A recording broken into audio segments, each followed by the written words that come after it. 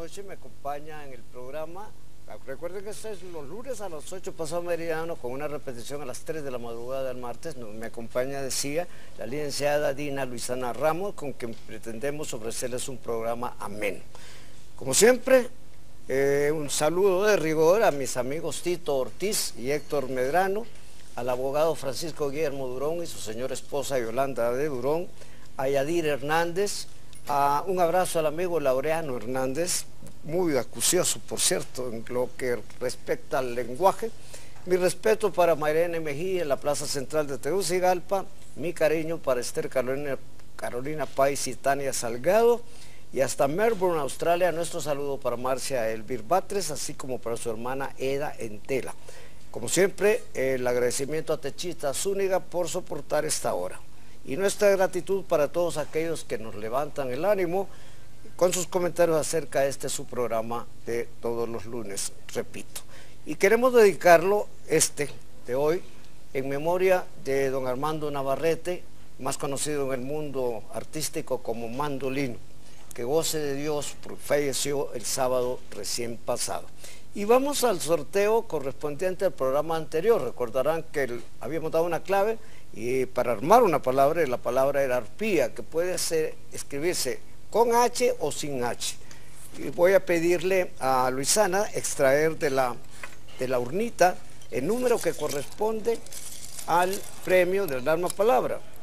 Y se llevarán El amor, las mujeres y la vida, la mejor antología de poemas de amor de Mario Benedetti.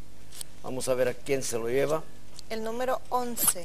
Número es 11, ahí están sus camas frente a las cámaras. Muy bien, veamos a ver a quién corresponde, le voy a pedir que lo resalte. Número 11, y si tiene nombre, mencionémoslo, si no... El número pues es el 9690 3037. Ese es el que se lleva El amor, las mujeres y la vida de Mario Benedetti. Ahí vamos está. A ver, muy bien, ahí está el crespón negro, en memoria de don Armando Navarrete. Voy a pedirle a Mario darnos un número del 1 al 29. 13. El 13. A ver a quién le va a dar la buena suerte, Mario, porque se hará biografía para encontrarme. Poemas, 62 poemas que Benedetti dejó. El número es el 98 58 14 94 y tiene nombre. ¿Quién es? ¿Se puede saber? El nombre es Jorge Galeas Castellanos. Ay, Jorge Galeas Castellanos, hombre muy afortunado. Ya nos ha llevado otros premios. Vamos a llamarlo el día de mañana para que recoja lo que le corresponde. Y queremos presentarles la clave de la Armapalabra Santillana con los correspondientes premios para esta noche. La Armapalabra, la clave de la Armapalabra aparece en sus pantallas, es terzué. Terzué, ¿cuál es la primera pista? La primera pista para el Armapalabra es una prenda de vestir. Es una prenda de vestir. Y vean ustedes los premios de esta noche. En primer lugar, para el Armapalabra, se lleva la obra de José Saramago, Ensayo sobre la ceguera. Y para todos los mensajitos escritos en los afluentes, de Miguel Ildefonso, que fue tercer premio iberoamericano de poesía en los Juegos Florales de Tegucigalpa del año 2013. Con ello vamos a la primera pausa en el programa y no nos cambie, que regresaremos en unos segundos.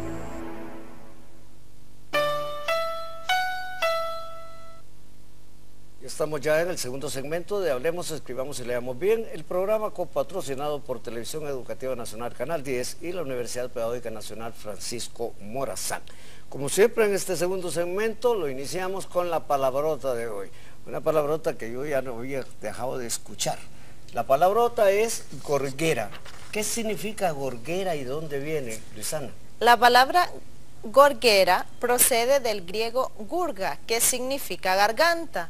Es un sustantivo de género femenino y significa un adorno del cuello, hecho de lienzo, plegado y alechugado. Tiene otras acepciones, pero en Honduras denota a una persona adinerada y muy poderosa. El diccionario de americanismo lo incluye en la página 1054. 1054, señor diccionario ese. Sí, inclusive si ustedes quieren verla, hay que recordar el famoso retrato de Miguel de Cervantes, que aparece con gorguera. Lo mismo góngora, se utilizaban en esa época, pero ahora la palabra ha caído en desuso entre nosotros. Antes nosotros la utilizábamos, creo que su generación ya no lo hace, Luisana. Y quiero hacer un brevísimo comentario antes de evacuar algunas preguntas, darle la respuesta correspondiente. Quiero hacer un comentario sobre dos textos poéticos. En el primer caso, que van a ver ustedes en las pantallas, en el primer caso se trata del libro del doctor Evandro Valladares, que se titula Buscando al Ruiseñor. Ahí está a la izquierda de sus pantallas. Un buen libro, incluso avalado por el padre de Galeas Castellanos, por el doctor Tulio Galeas, magnífico poeta por cierto. Es un libro muy interesante, y lo que no sé si está a la venta en las librerías de Tegucigalpa, pero se me hizo llegar gracias a un pariente precisamente de Evandro. Los otros dos textos, el que está en medio, es la edición en español de Animal no identificado, recién salido del horno, cuya autoría es la de Rolando Catán. Pero lo curioso es que el libro que tienen a la extrema derecha es ya una traducción hecha al italiano de este mismo libro. Quiero decirles que el 26 de este mes vamos a presentar el libro Animal no identificado en el auditorio, en el Paraninfo Universitario Ramón Kelly Garay de nuestra Universidad Pedagógica Nacional. A las 10:30 de la mañana, la entrada es libre, solo digan ustedes a la seguridad que llegan a la presentación de un libro. Y vamos, Luisana, a las preguntas-respuestas de esta noche. Pregunta a alguien, un curioso, ¿es verse en el espejo o verse al espejo? Es obvio que lo preciso es verse en el espejo, pero lo segundo es perfectamente entendible en el plano coloquial y familiar. Pero repito, si yo lo voy a escribir en verse en el espejo. Vamos una más. Y nos preguntan, ¿cuál es el origen de la palabra pachanga? Esa sí me gusta. El término lo inventaron los cubanos para denotar una danza. Después adquirió otras acepciones coloquiales en Mesoamérica. Acá lo utilizamos como sinónimo de alboroto, de fiesta bulliciosa y con baile. Y a los que participan en ello, pachangueros. Pachangueros. Pachanguero o pachangueras, para utilizar ambos géneros. O fiesteros. Alguien me preguntaba, ¿es adecuo o adecuo? Ahí lo tienen en la pantalla la pregunta. El uso culto, esmerado, es el primero, que se conjuga como averiguar, pero hoy es muy frecuente y es además válido el adecuo, que tiene como verbo matriz actuar. Yo actúo, yo adecuo. Lo mismo ocurre en el verbo licuar, que el culto y esmerado uso es licuo, pero predomina hoy, se enfrenta al uso culto este otro generalizado del licuo. Y nos preguntan, ¿qué significa la palabra leva en español? Por una parte es el reclutamiento para el servicio militar y por otra se llama así a la moneda oficial de Bulgaria. Lo que ignoraba, si no es porque nos lo preguntan, no lo digo, pero la moneda oficial de Bulgaria se llama leva, es la unidad monetaria de Bulgaria. Una pregunta, ¿de dónde viene la palabra guaro? Para algunos interesados le diré que es una síncopa.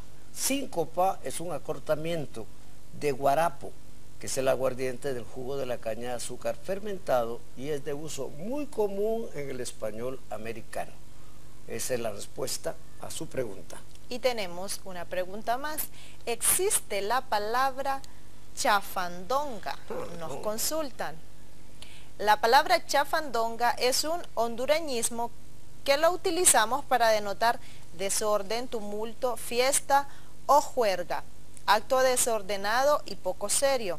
Aparece en el diccionario de americanismo en la página 468. Chafandonga, esta es una chafandonga. Todavía eso sí se utiliza, esa está viva todavía como término.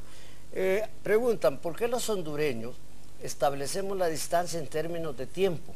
hablamos de que estamos a 4 horas de San Pedro Sula, por ejemplo, en vez de hablar de cuántos kilómetros estamos de aquí para allá. Sí. Este es un asunto cultural que evidencia el influjo del árabe en nuestra lengua, porque espacio y tiempo se funden. Borges, por ejemplo, supo aprovecharse del fenómeno para sus ficciones. O recuerden la frase de don Juan Tenorio, cuando el padre lo amenaza de que cuando se muera, el diablo se lo va a llevar al infierno, y don Juan le contesta, largo me lo fiáis, distancia, y no otra cosa. Y tenemos una pregunta más, ¿es idoneidad o idoneidad? La condición de idóneo significa algo que es oportuno o adecuado. Es lo primero. Siempre debe utilizar idoneidad. Por ejemplo, la idoneidad expresiva de Oscar Wilde le arruinó su vida. Sí, cuando lo estaban juzgando por tener una relación homosexual con el hijo del marqués de Queensberry, el abogado le preguntó de que si era cierto que le había dado un beso al fulano, al muchacho, y él dijo, no, jamás se lo daría, es muy feo, y eso lo hundió en el juicio, y tuvo un final dramático. Oscar Wilde, uno de los mejores escritores irlandeses de todos los tiempos. ¿Podrían recomendarme un buen texto para analizar la poesía en verso? Bueno, le vamos a recomendar dos, y ahí lo tienen en sus pantallas. Por un lado, el más tradicional de todos, El arte del verso, de Tomás Navarro Tomás, pero le recomendamos Métrica Española, de José Domínguez Caparrós. Ese último libro es exhaustivo, totalmente exhaustivo. Y tenemos una pregunta más. Nos consultan si la palabra exuberante se escribe con H o de plano no la lleva. Exuberante significa algo que es muy abundante. Se escribe sin la H, a secas. Es exuberante. Exuberante, sí, cuando algo es muy abundante. Que le intercala una H, pero es sin la H. Alguien nos consulta, ¿quién es en la literatura latinoamericana Miguel Otero Silva? Silva fue un genial autor venezolano, nacido en 1908, muerto en 1985. Entre sus múltiples obras, porque las tiene, hay una novela extraordinaria que se titula Cuando quiero llorar no lloro, publicada por Seix Barral en 1971, y una obra que todos deberíamos leer antes de morir. Es de lo más cómico, lo más humorista que ustedes pueden imaginar. Todavía se encuentra en alguno de esos kioscos en que venden libros usados. Ahí me lo hice porque lo perdí con el huracán Mitch. Y tenemos una pregunta más. Esta pregunta es bastante interesante porque nos consultan que de dónde viene esa canción mexicana de Las Golondrinas. La música de esta canción fue compuesta por el mexicano Narciso Serradell a mediados del siglo XIX y la letra es obra del emigrado español Niceto de Zamacois, que nació en 1820 y falleció en 1885. Es una famosa tonada de despedida. Así es, aparece uno de los mejores oestes, en uno de los mejores filmes del oeste que hemos visto durante mucho tiempo, en La Pandilla Salvaje. ¿Son sinónimos nigromante y nigérrimo? Palabrotas. En primer lugar, nigromante es quien practica ritos y conjuros de magia negra, adivinando el futuro gracias a los muertos. Nigérrimo es adjetivo superlativo de negro, aunque el regular y generalizado es negrísimo, pero nigérrimo es muy culto, aunque muy raro. Muy raro. Y tenemos una pregunta más. Nos consultan que si es cierto eso que hubo una mujer papa. Esta es una tradición mítica de la Edad Media, el de la papisa Juana, que no tiene confirmación histórica, pero que ha alimentado la ficción de la novela y del cine. Por ahí andan esos lugares en que se venden reproducciones, es decir, ediciones piratas de las películas. Anda una magnífica versión sobre este caso, el de la papisa Juana. Inclusive, a raíz de que se le descubrió, según la tradición, los papas siguientes, los papas elegidos después, tenían que pasar por una prueba, se sentaban en una silla sin sin asiento en realidad, y le golpeaban por bajo para ver si era hombre o era mujer. Es una famosa leyenda, si se quiere. Y pregunta a alguien, antes de que vayamos a una pausa más, ¿de dónde viene la palabra capirotada? Que a mí me gustan las capirotadas. A mí también son muy ricas. Si degusta usted una sopa de capirotada, sabrá que se trata de una combinación de maíz, carne, queso, manteca y especias. Entre otros ingredientes. Entre otros ingredientes. Se usa en tal sentido en Honduras, Bolivia y en el noreste del Ecuador, un país con el cual nos hemos vuelto a acercar. Vamos a una pausa, pero antes queremos darles una segunda pista en el armapalabra santillana de esta noche. La clave la tienen ustedes en sus pantallas. Terzué. Ya Luisana nos había dado la primera pista, es una prenda de vestir. Vamos a una segunda pista para nuestros espectadores. La segunda pista es una palabra grave y tildada. Premio para el armapalabra de José Saramago, nada más ni nada menos que ensayo sobre la ceguera. Y para todos los mensajitos, se lleva escrito en los afluentes de Miguel Ildefonso. Muy bien, vamos a una pausa. Octavio Paz, el famoso escritor mexicano ya fallecido, incluso premio Nobel de Literatura, cumplirá su primer centenario, creo que es a finales de este mes, principios de abril. Para ello, la Universidad Pedagógica Nacional Francisco Morazán, la Embajada de México en Honduras, nos está trayendo a Braulio Peralta, un especialista en paz. Él dictará una charla, una exposición magistral sobre paz el martes 1 de abril, de las 10 en adelante, en el Salón Eliseo Pérez Cadazo. Están ustedes cordialmente invitados, todos aquellos amantes del autor. Además, los mexicanos, la Embajada de México, el señor embajador y su personal van a inaugurar este martes 25 una sala que se denominará Octavio Paz en la sede de la representación diplomática. Esperamos estar ahí.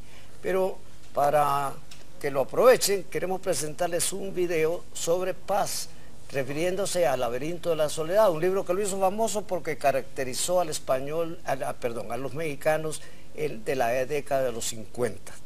Vean usted, como la medio, ¿verdad? A mediados del siglo pasado. Es un libro que nosotros deberíamos reproducir, pero en relación con el hondureño. De modo pues que queremos que disfruten de este video sobre Octavio Paz. Mi libro no es un tratado de sociología, ni es un tratado de psicología. ¿Qué es entonces? Es una confesión, o mejor, una declaración.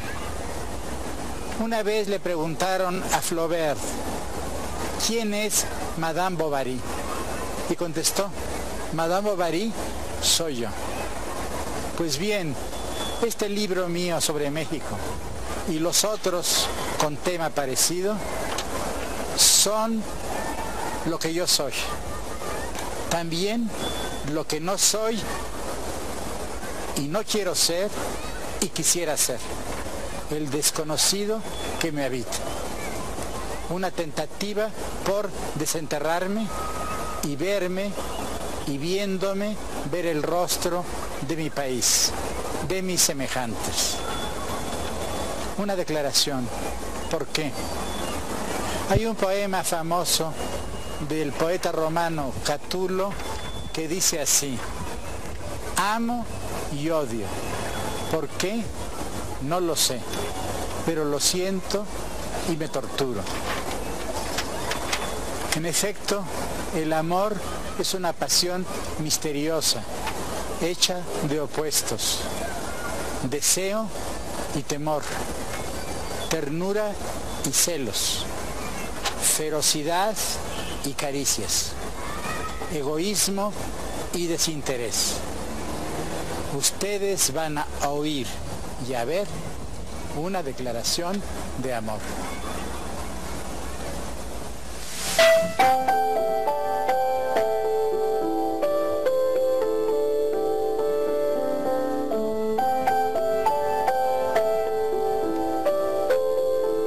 Viejo o adolescente, criollo o mestizo, general, obrero o licenciado, El mexicano se me aparece como un ser que se encierra y se preserva. Máscara el rostro y máscara la sonrisa.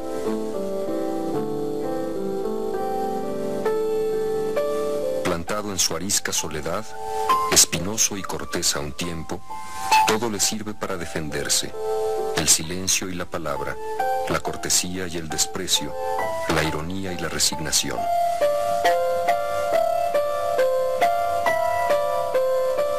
Tan celoso de su intimidad como de la ajena, ni siquiera se atreve a rozar con los ojos al vecino. Una mirada puede desencadenar la cólera de esas almas cargadas de electricidad. Atraviesa la vida como desollado. Todo puede herirle, palabras y sospechas de palabras. Su lenguaje está lleno de reticencias, de figuras, de alusiones, de puntos suspensivos. En su silencio hay repliegues, matices, nubarrones, arcoíris súbitos, amenazas indescifrables. Entre la realidad y su persona establece una muralla, no por invisible menos infranqueable. El mexicano siempre está lejos, lejos del mundo y de los demás, lejos también de sí mismo.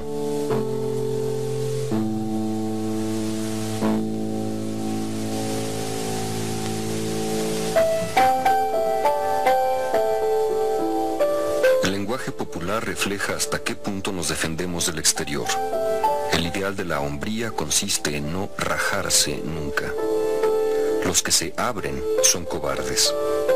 Para nosotros, contrariamente a lo que ocurre con otros pueblos, abrirse es una debilidad o una traición.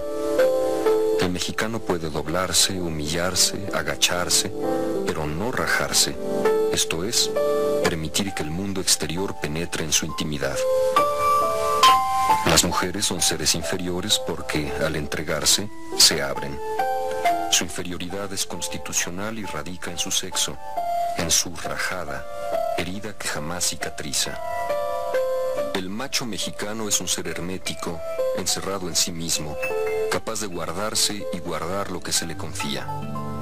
La hombría se mide por la invulnerabilidad ante las armas enemigas o ante los impactos del mundo exterior. El estoicismo es la más alta de las virtudes guerreras y políticas. Nuestra historia está llena de frases y episodios que revelan la indiferencia de nuestros héroes ante el dolor o el peligro. Desde niños nos enseñan a sufrir con dignidad las derrotas, concepción que no carece de grandeza. Y si no todos somos estoicos e impasibles como Cuauhtémoc y Juárez, al menos procuramos ser resignados, pacientes y sufridos. La resignación es una de nuestras virtudes populares. Más que el brillo de la victoria, nos conmueve la entereza ante la adversidad.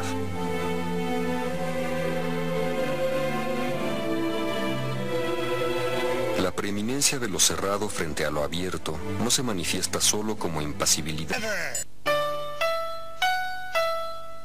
Estamos ya en el cuarto segmento de Hablemos, Escribamos y Leamos Bien, el programa copatrocinado por Televisión Educativa Nacional, Canal 10 y la Universidad Pedagógica Nacional Francisco Morazán.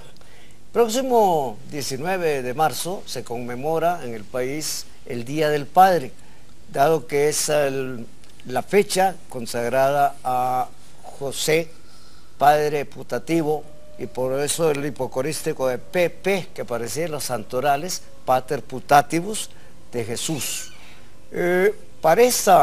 Conmemorando esa ocasión y queriéndolo aprovechar, queremos rendirle un homenaje a los padres que ven este programa, y para ello hemos invitado al doctor Antonio Ramos, a quien hemos tenido ya en programas anteriores, regalándonos versos.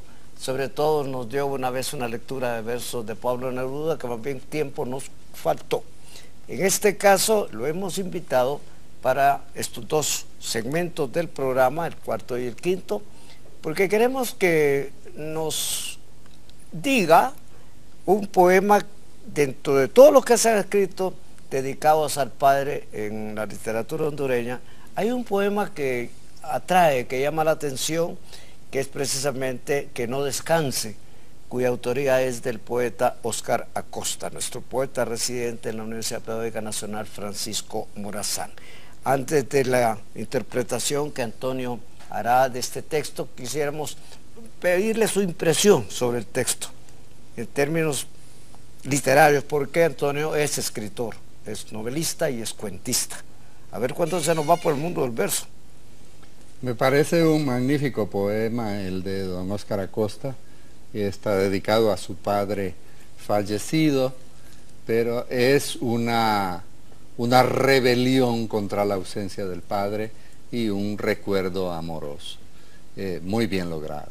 Vamos a escucharlo entonces de don Óscar Acosta, Que no descanse. Descanse en paz, le dicen a los muertos, pero yo no deseo que mi padre descanse para siempre. Quiero que viva, que se levante y ande. Que no descanse, que se ponga la camisa y pantalón, sombrero ancho, que fume su tabaco cotidiano, que tome su tranquilo café, que respire, que lea. Que no descanse, que no pudo sacar, aunque lo quiso, a los fariseos del templo. Mi padre fue hombre honrado y pobre, y por tener las manos limpias, en este suelo opaco casi lo fusilan.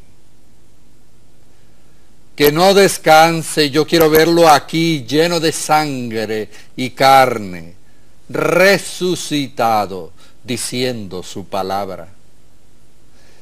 Que con su lengua trate mal a la muerte, que camine en la luz, que golpee su puño diario, que levante las manos y toque con sus dedos la mañana. Descanse en paz, le dicen a los muertos, para que se refugien en su lápida. Pero no quiero que mi padre descanse en sorda tierra, que no descanse, que su nombre tiemble. Guerra a la muerte. Un final estupendo. Con ello, antes de ir a una pausa, queremos darles una tercera pista y el recordatorio de la Alma Palabra Santiana de hoy, porque vamos a cerrar, repito, con broche de oro que resulte un tópico. Ahí está en sus pantallas la clave terzué. Pista primera es una prenda de vestir, la 2 es una palabra grave y tildada, y va la tercera para que se lleven los premios. La tercera pista es que procede del inglés. Procede del inglés. Los premios van para el Alma Palabra de José Saramago, ensayo sobre la ceguera, y para todos los mensajitos. Se lleva escrito en los afluentes de Miguel Ildefonso, ganador del tercer premio iberoamericano de poesía Juegos Florales de Tegucigalpa. Vamos a la pausa, no nos cambien, regresaremos en unos segundos para cerrar el programa. Llegamos al quinto y último segmento de Hablemos, Escribamos y Leamos Bien, el programa coauspiciado por Televisión Educativa Nacional Canal 10 y la Universidad Pedagógica Nacional Francisco Morazán.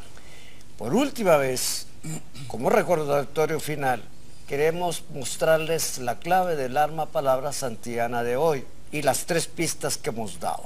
La clave es terzué. ¿Cuáles son las pistas, Luisana? La pista número 1 es una prenda de vestir. La número 2 es una palabra grave y tildada. Y la pista número 3 procede del inglés. Y quienes armen la palabra tendrán la oportunidad de llevarse, como lo ven en sus pantallas, ensayo sobre la ceguera de José Saramago, que también fue llevada al cine, pero una versión muy mala. Y en el otro caso, se lleva escrito en los afluentes. Es el tercer premio iberoamericano de poesía Juegos Florales de Tegucigalpa del año 2013, escrita por Miguel Ildefonso. Miguel Ildefonso. Y acá estamos dedicándole la parte final del programa al Día del Padre. Ya dijimos en el segmento anterior de que todo gira en torno a una figura bíblica, la de San José, el padre putativo de Jesús con María. Pero nos gustaría aprovechar que tenemos a doctor Ramos acá con nosotros para comentar sobre la figura de José. Bueno, San José es un personaje que se puede llamar silencioso en la Biblia, porque la Biblia menciona lo que pensó San José, lo que hizo San José en varias oportunidades, pero no hay una sola cita de las palabras dichas por San José en la Biblia. Se caracteriza, creo yo, además de todas las virtudes de un padre. Entre paréntesis, quiero decir que a mí me satisface muchísimo que en Honduras el día de San José sea el Día del Padre. Me parece muy significativo porque somos un pueblo cristiano, y sea católico o evangélico, y para todos pues el Padre de Jesús es lo más representativo de un padre virtuoso, bondadoso. San José, a mi juicio, es principalmente un hombre de fe, porque varias de sus actuaciones más críticas surgieron de cosas que el ángel le dijo, dice la Biblia, en sueños. Los sueños no son nada sólido, dice José Saramago. Y sin embargo, San José creyó y actuó en virtud de sueños. Cuando nosotros soñamos algo, siempre dudamos si son alucinaciones mentales o si hay algo verdadero allí. San José recibió en sueños el mensaje de recibir a María en su casa, con quien estaba comprometido, digámoslo así, ¿verdad?, a pesar de que ya estaba embarazada y él no había tenido relaciones con ella. Para cualquier hombre eso es una situación muy difícil, y peor en aquel tiempo en que una infidelidad de ese tipo ameritaba el repudio de la mujer, y ese repudio daba lugar a la muerte por lapidación, a pedradas, para la mujer. Entonces él pensó repudiarla en silencio y huir, irse a otra ciudad, a vivir a otra ciudad. Pero entonces vino el ángel en sueños, ojo, en sueños él tuvo una visión del ángel que le dijo, no temas recibir a María, el niño es obra del Espíritu Santo, va a nacer y ponle por nombre Jesús, etcétera. Y él creyó. Luego, cuando el niño había nacido y había un peligro porque se vivía en un ambiente de represión contra el pueblo de Israel, otro sueño, un ángel le dice, levántate, anda y saca a tu hijo y a tu esposa y vete para Egipto. Y él lo hace igualmente. Hombre de fe que no duda, no se empieza a cuestionar con su inteligencia, ¿será verdad? ¿Será mentira? ¿Estaré disvariando? No. Inmediatamente tomó camino y se fue. No se sabe exactamente cuántos años de exilio vivieron Jesús, José y María en Egipto, pero fue algún tiempo. Y para terminar ese exilio, entonces también José tuvo otra visión angélica, que le dijo, regresa porque ya murió Herodes, que era el tirano, que quería matar a los niños, que mató a los niños más o menos de la edad de Jesús, porque le habían dicho que era un rey que lo iba a destronar a él. Los reyes magos. Entonces, regresa a Israel, pero todavía él tenía temor de establecerse en Judea, porque quien reinaba era el hijo de Herodes. Y entonces él, por otro aviso del ángel, mejor se fue a vivir a Nazaret, y por eso es que Jesús es un niño nazareno. Y con eso se cumplía una profecía bíblica de que le iban a llamar el Nazareno. Así pues, la figura de José es sumamente silenciosa en la Biblia, pero evidentemente muy importante. Digamos que el gran mensaje que Jesús nos dio a la humanidad fue el Padre que está en los cielos. Y el Padre que está en los cielos, para él evidentemente surgió de la idea que él tenía de su Padre terrenal, ¿verdad? No así, por ejemplo, yo me hago la comparación. Francisco de Asís veía a Dios como una madre. ¿Por qué? Porque él tenía grandes conflictos con su padre de la tierra. De manera que el hecho de que el padre terrenal sea un gran ejemplo de virtud, es una parte importantísima de la formación de Jesús. Y bueno, pues yo creo que por ahí podemos enfocar esta idea de por qué vale la pena que el Día del Padre en Honduras sea el Día de San José. Claro, además San José se nos pierde en los médanos bíblicos porque no sabemos en qué paró. Pero dado que estamos aludiendo al Padre, queremos cerrar con broche de oro, dije varias veces ya, este programa dedicado a la memoria de don Armando Navarrete, mandolino, muerto el sábado pasado, fallecido el sábado pasado, con otro poema al Padre, que en este caso, y con ello vamos a concluir el programa, este caso está en boca del doctor Ramos. Queremos antes darle las más efusivas gracias por permitirnos entrar en la intimidad de sus hogares. Esperamos tenerlo con nosotros a las 3 de la madrugada de mañana martes o el próximo lunes. Antonio Ramos con ustedes. Este es un poema que se llama Romance del Padre, de Héctor Gagliardi, argentino, un poeta muy conocido en Argentina. Sus poemas se vendieron por millones. Es un diálogo entre un padre y su esposa, y dice así: ve, negra, te quiero hablar. Ya los chicos se han dormido, así que deja el tejido, que después te equivocas. Y hoy te quiero preguntar por qué motivo las madres amenazan a sus hijos con ese estribillo fijo de cuando venga tu padre.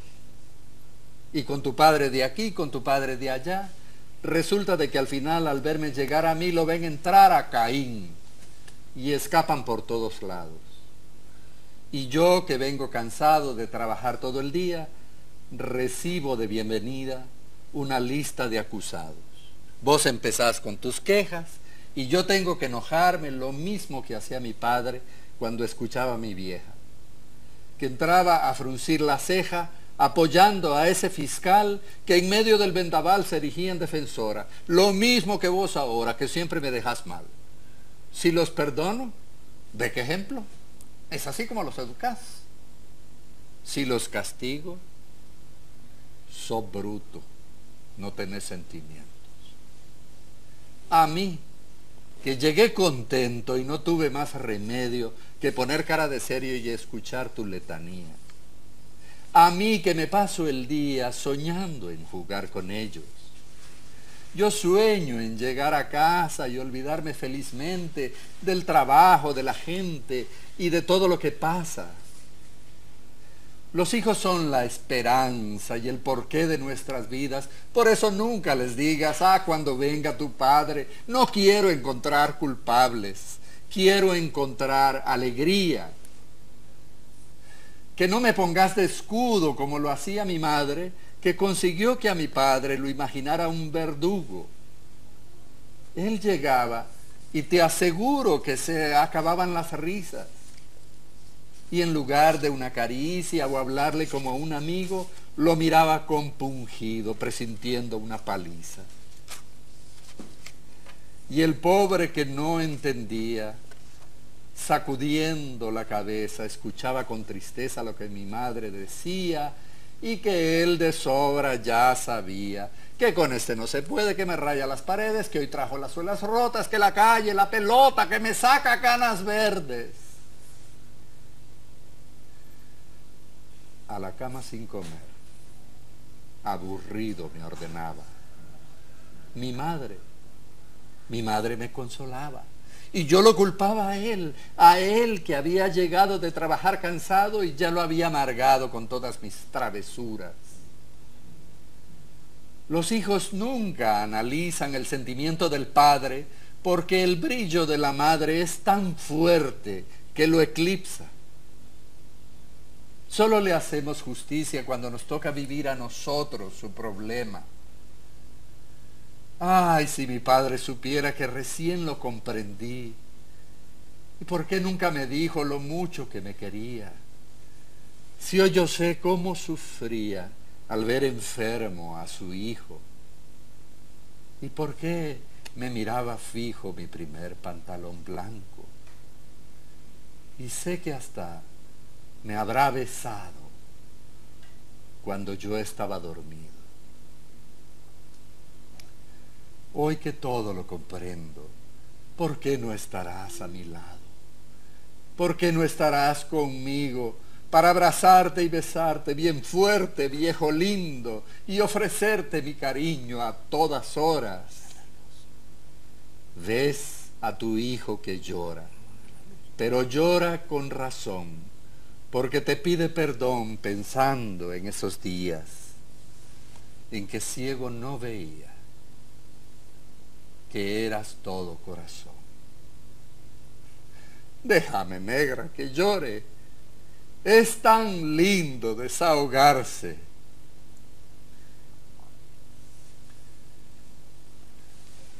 En fin, veamos a ver qué hacen nuestros futuros señores. Mira esos pantalones. Tapale un poco a la nena. Sí, ya sé, no me lo digas. Hoy se fue a la calle sola. Acostate, rezongona.